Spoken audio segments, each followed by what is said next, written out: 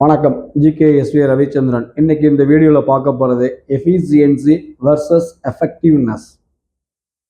Efficiency அப்படிங்கிறது ஒரு நிறுவனத்தில் இன்டர்னல்லான ப்ராசஸ் திறன், உற்பத்தி திறன், ப்ராசஸ் திறன், இப்படி எப்படிமா கணக்கில் வச்சுக்கோங்க. ஸோ இன்டர்னல் எஃபிசியன்சியை செலவு கம்மி பண்ணும்போது என்ன நடக்குன்னா எஃபெக்டிவ்னஸ் அப்படிங்கிறது கஸ்டமர் ஃபோக்கஸ். இன்டர்னல் ஆப்ரேஷன்ஸோ இன்டர்னல் ப்ராசஸையோ நம்ம ரொம்ப ஸ்ட்ரீம்லைன் பண்ணும்போது ஆப்ரேஷனல் காஸ்ட்டோ டோட்டல் காஸ்ட்டோ கொஞ்சம் குறையும், இல்லைன்னு சொல்ல வரல. அதே நேரத்தில் கஸ்டமருடைய ஆர்டரை ஃபில்ஃபில்மெண்ட் பண்ணுறதுல கொஞ்சம் சேலஞ்சஸ் வரும்.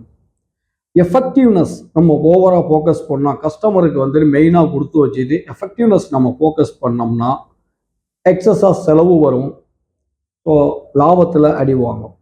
ஸோ இந்த ரெண்டு சூழ்நிலையும் நம்ம திறம்பட கையாண்டு ஒரு ஆப்டிமைஸ் பண்ணும்போது மட்டும்தான் கஸ்டமரையும் இழக்க மாட்டோம், லாபத்தையும் இழக்க மாட்டோம். நன்றி, வணக்கம்.